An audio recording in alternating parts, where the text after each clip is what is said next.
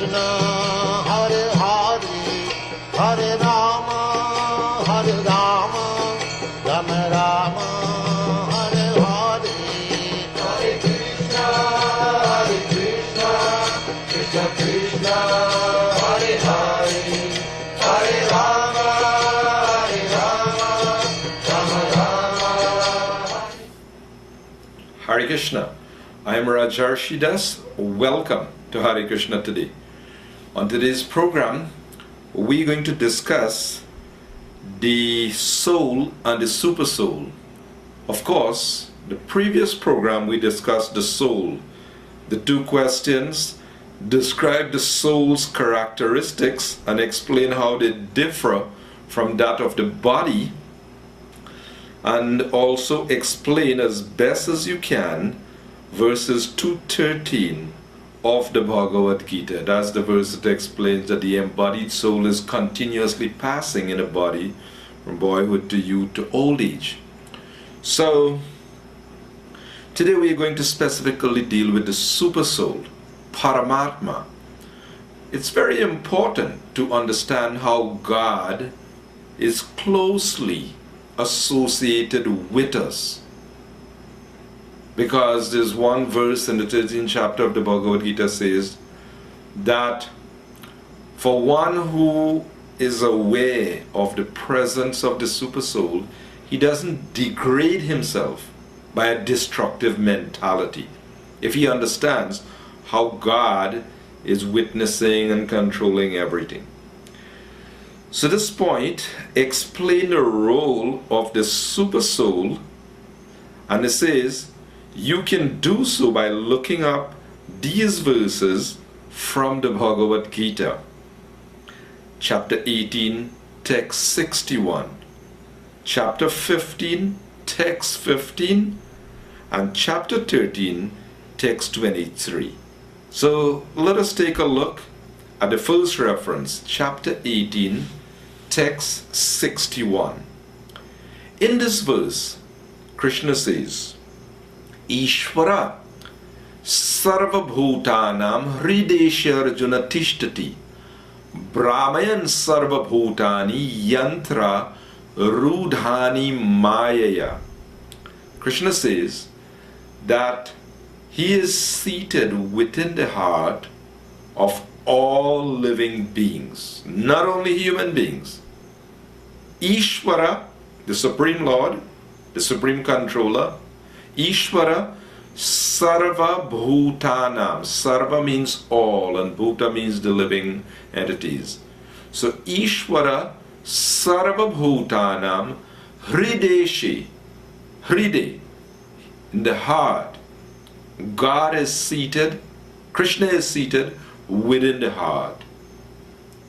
So the Lord is saying where he is situated. Hrideshi Arjuna Tishtati.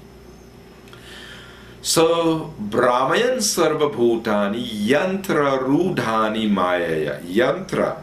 This body is described as a machine. So he is seated in this body and we are seated in this body. Now this point was discussed in detail in the 13th chapter of the Bhagavad Gita, where Krishna describes there are two Noahs within this body. This is the beginning of the 13th chapter. Kshetra, he said, is the field, and Kshetra Gya is the knower of the field. So we discussed this previously, that this body is a field. Just like a farmer has a field and he would cultivate the field, so too we have this body. And Krishna is saying there is the field, Kshetra, and Kshetra Gya, the knower of the field. So when we're speaking about the knower of the field, Krishna says, Kshetra Gyam Chapi Mang Vidhi Sarva Kshetreshu Bharata. He's saying that you should know that I am also the knower. Two knowers within this body. We are the knower. He said, but Kshetra Gyam Chapi Mang Vidhi Sarva Kshetreshu Bharat. He said, but you should know that I am also the knower in all bodies. So what's the difference? I know my body, whereas Krishna's Paramatma, he knows all bodies. We give the example like a landlord and a tenant. The tenant, he just knows his little apartment, he knows his fixtures and whatever in his apartment. But the landlord, he knows all the apartments. So this is Krishna's position. So here he is saying Ishvara Sarva Bhutanam, the Supreme Lord, God, is present within the heart of all living beings. And what is he doing? He's directing the wanderings of the soul. Now, questions in your mind, right? You want to know. You mean to say he's directing the criminal to go and perform his criminal act, also commit his murder and theft and whatever? Exactly. Now you're confused, right? God is allowing that? How come? Yes.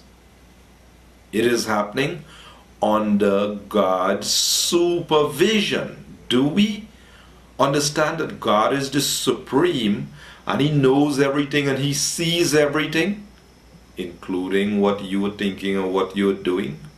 Yes.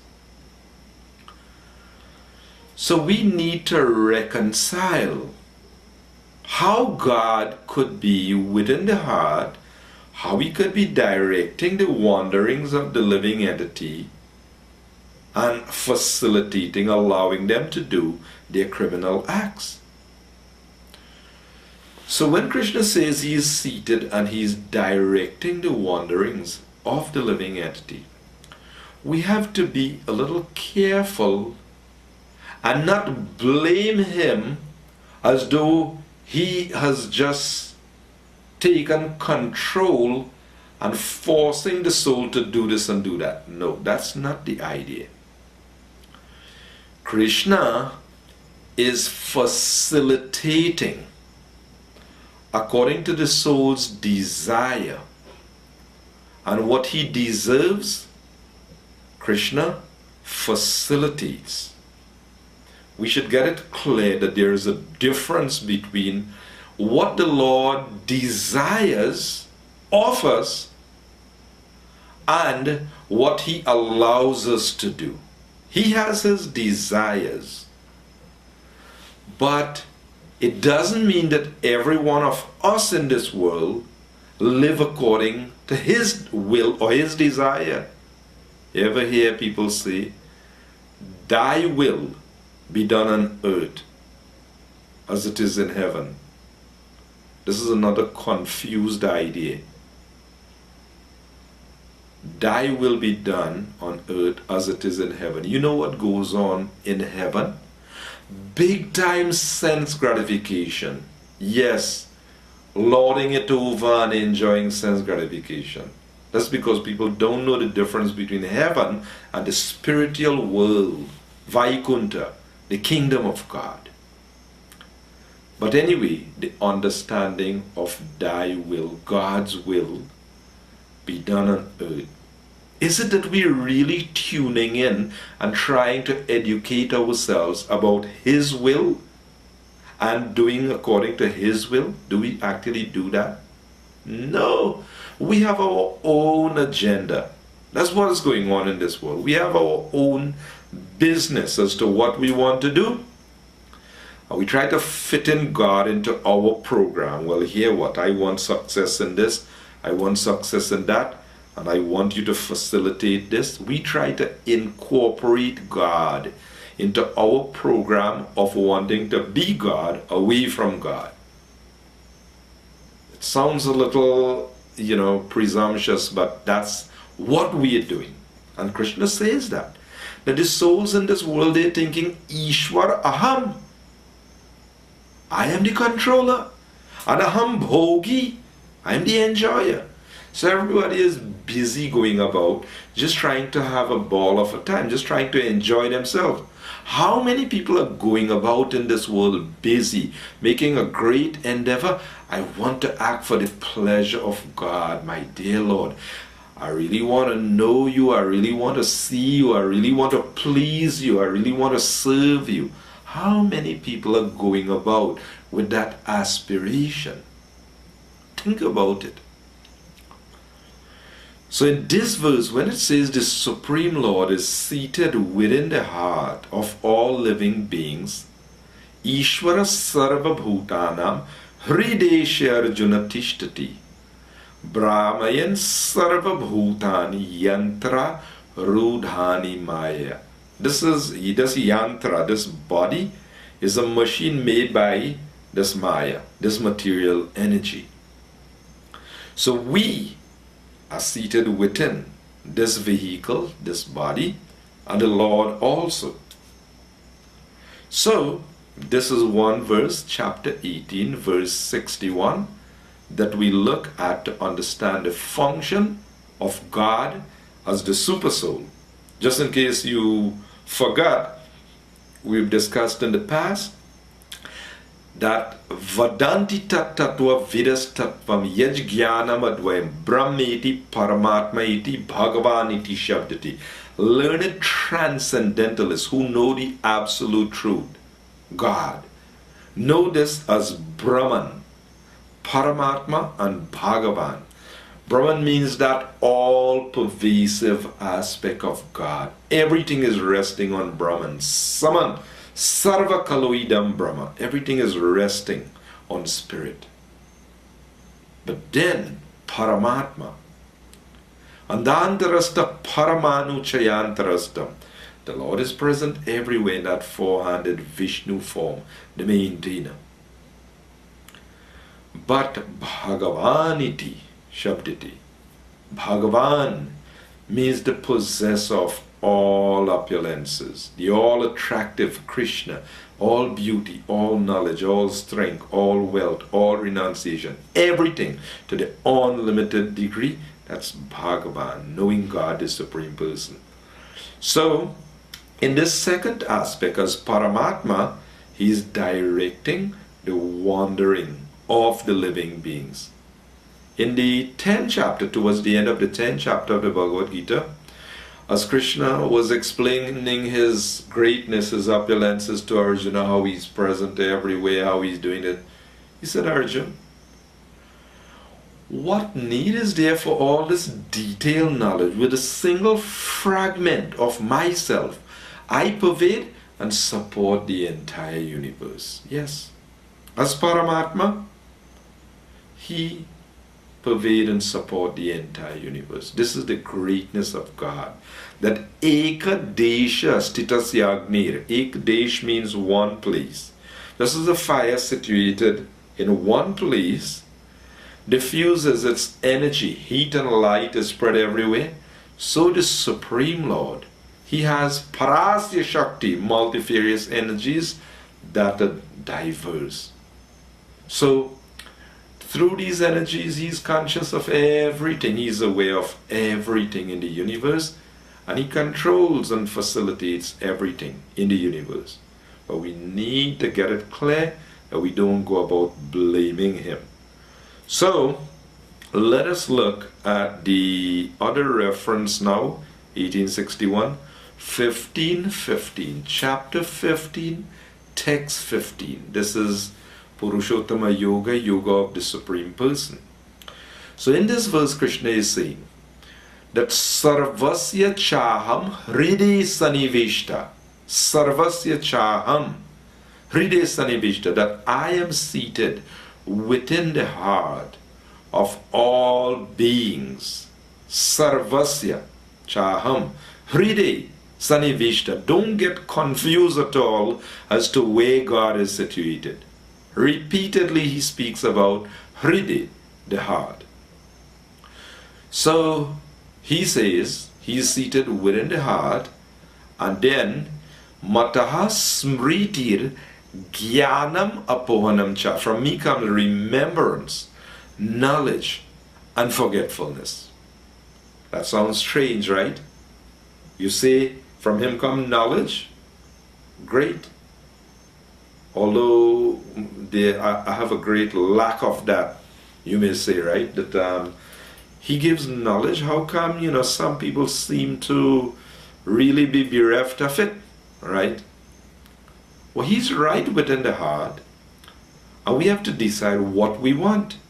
Because he gives knowledge. That's good for the students who are planning to write the exam, right? Yeah. God is within the heart, Paramatma. He can give knowledge. Remembrance. You're suffering from forgetfulness. You can't remember. Smriti, he gives remembrance. Yes. It's good to know God. Yes, he can facilitate. He is the supreme. Not a bad thing to know and to be connected with him. So he says, I give knowledge, I give remembrance, I give forgetfulness also. So if you want to be an atheist, well, God says, great, fine, you want to be an atheist? Well, I'll give you all the logic, I'll give you all the reason to prove there is no God. Yes, you could go about, and I'll give you that, I'll facilitate, I'll cover over your intelligence, and you can go about declaring there's no God. Everything is functioning by chance. Jagarahur Anishwara, this is the mentality of the demons described by Krishna in the Gita. Jagat Ahur Anishwara. No God in control. So, this verse, chapter 15, verse 15, is a very important verse because he's saying that he is seated again within the heart, Sarvasya Chaham Hride Sanibishta, that I am seated within the heart of all. And from me comes remembrance, knowledge, and forgetfulness. Is that all? No, that verse continues. He says, Vedaischa Sarvair Ahameva Vedyaha. Vedaischa Sarvair, by all the Vedas, Ahameva Vedyaha. I am to be known. So there are so many Vedic scriptures. The Vedas, the Upanishads, Vedanta Sutra, Puranas, Mahabharata, Ramayana, you name it, so many scriptures. But the purpose of all this Vedic knowledge, Krishna said, Vedaischa Sarvair, by all the Vedas, Aham Eva Vedyaha, I am to be known. He says, indeed, I am the compiler of the Vedas. And I am the knower of the Vedas. Vedanta Krit, Veda Vid Eva Chaham. So, this verse is important for us to understand his presence also and how he can relate to us. He can give us remembrance, knowledge, forgetfulness. Is just a matter of how we reciprocate with him. As a matter of fact, one of the points mentioned is about, okay, that's coming up later in Krishna. Yeya tamam prapadya, the way Krishna say, as people surrender to him, he rewards them accordingly. Yes, so that question, that point is coming up later on. But for now, we are looking at these references where it is said that Krishna, as the super soul, the Paramatma, he's relating to us in this world. So he's directing the wanderings of the soul. He's giving us remembrance, knowledge, forgetfulness. All of this is going on. So then it says, another reference, 13, that's chapter 13, text 23. Let's take a look at that. Upadrashta anumantacha bharata bhokta maheshwara. Krishna is saying, Paramatmeti chapi yukto dehismin purusha para. Yet in this body there is another, a transcendental enjoyer, who is the Lord, the supreme proprietor who exists as the overseer and permitter, and who is known as the super soul, Paramatma iti. Upadrashta, Anumanta, overseer and permitter. Bharata, master, bhokta, supreme enjoyer. Mahaishvara, the supreme lord. Parama Atma, the super soul. Yes, this is chapter 13, text 23.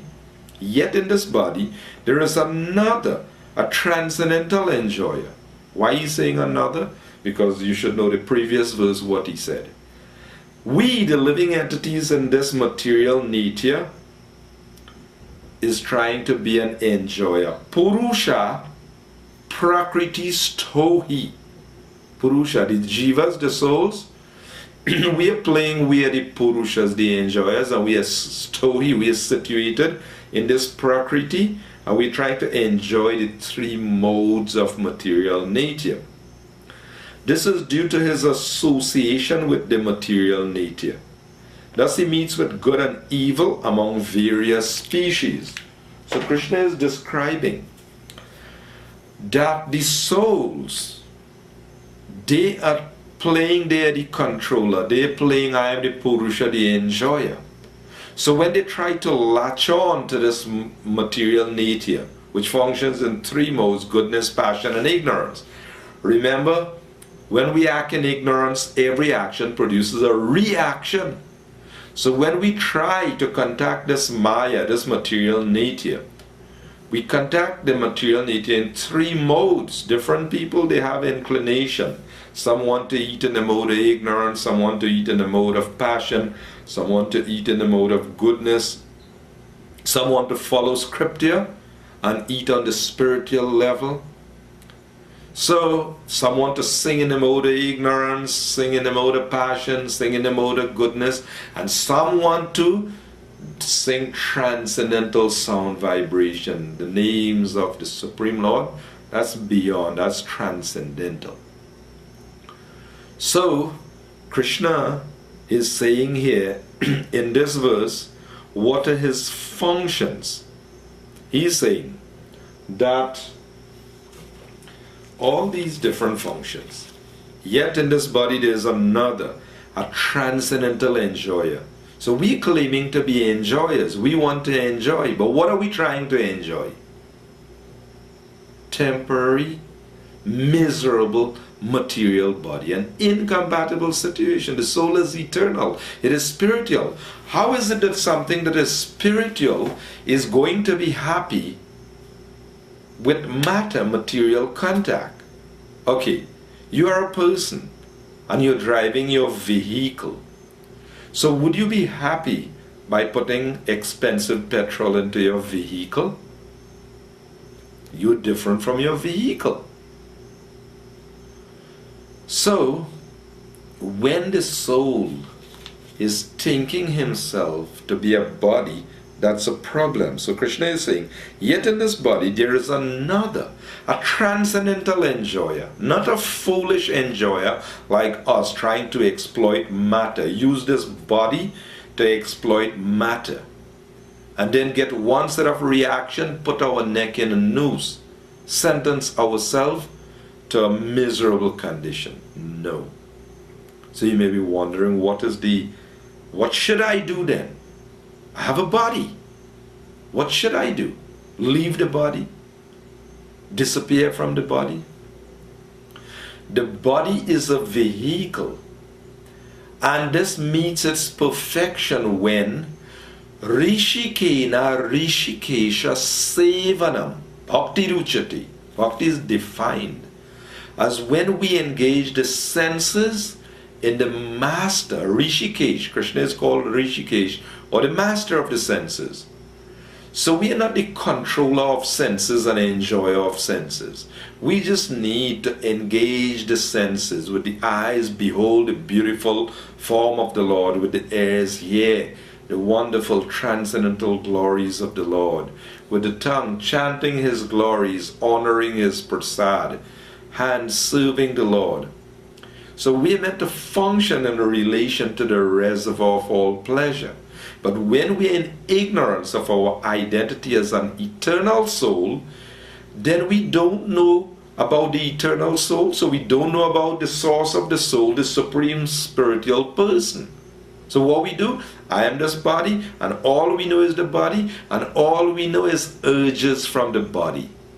So hog has urges also. He's a spirit soul. Dog has urges also. The camels and asses, they have urges also, right? But they're fulfilling their urges, and we as human beings, we're fulfilling our urges also. So are we just meant to be like the animals, just going with the urges? Well, Lord Rishabhadev said, bad business. Nayam deho deha bhajam riloki kashtan kaman arhati vidbhujami tapo divyam. Of all the souls that have material bodies in this world, the ones that have a human form shouldn't labor hard day and night like hogs and dogs. Tapo divyam, he should perform divine austerity to get brahmasukha, spiritual happiness, to anantam, that is unending, that is eternal. So when we understand I am an eternal soul, then we'll want to link up to the Lord. So we've exhausted our time, but we'll continue describing the Lord from this text, and we'll continue to describe the super soul. I'm Rajarsi Dasa saying Hare Krishna, and do join us again next week for a continuing presentation.